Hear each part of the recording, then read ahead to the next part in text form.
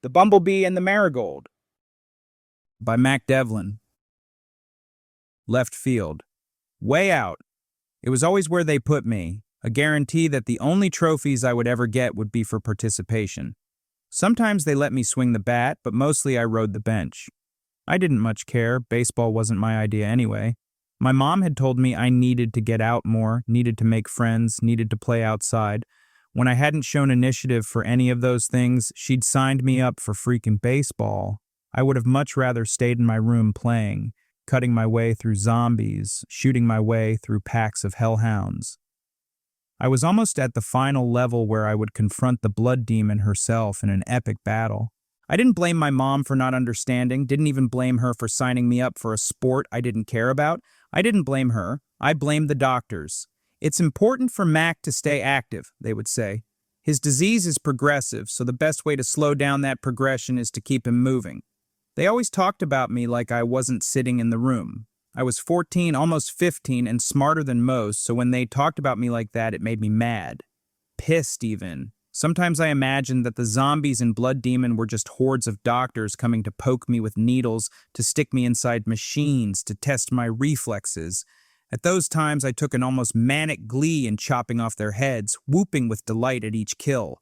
This often made my mother concerned. She would knock on my bedroom door and ask me if I was all right. I supposed she just wasn't used to hearing me having fun. Sure, I didn't smile the whole time I played, but for me, gaming was fun. More than fun. It elevated me from my reality. In games, I could do things that I knew were impossible in real life. I could run and jump with ease, never feeling the twinges of pain in my muscles that accompanied these activities in reality.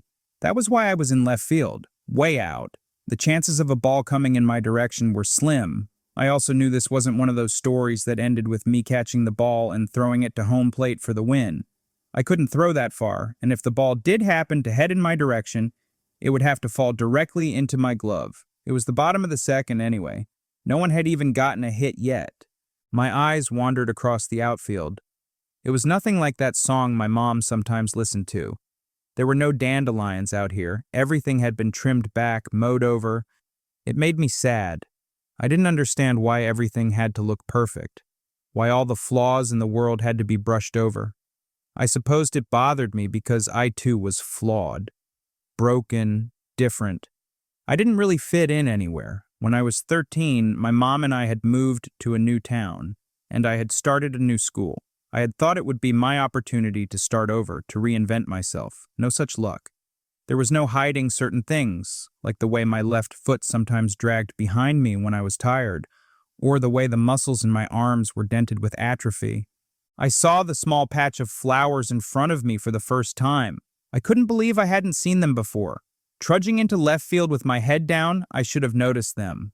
I didn't know how they had escaped the lawnmower. Maybe the gardener had decided to leave one small touch of natural beauty. Hunching over slightly, I examined the flowers more closely. Marigolds.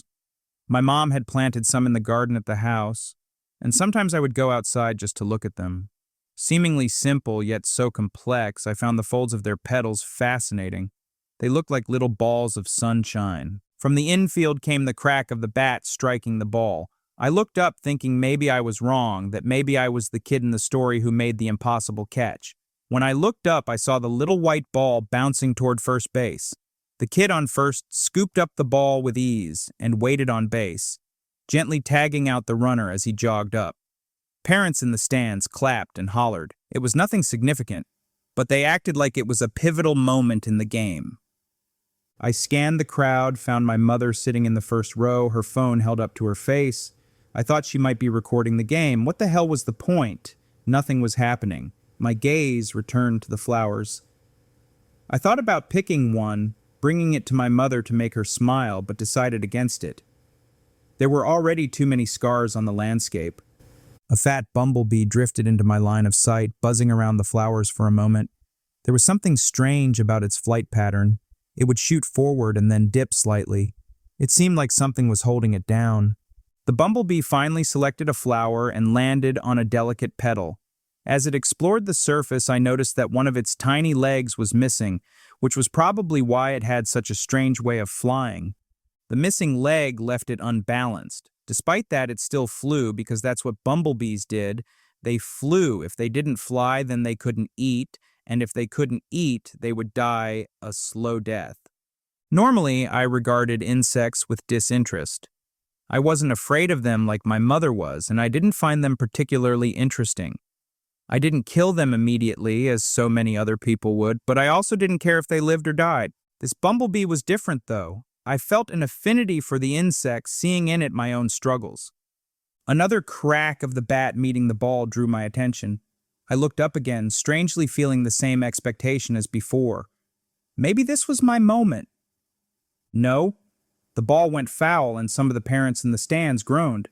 I found my mother again. She held up her hand, waving to me.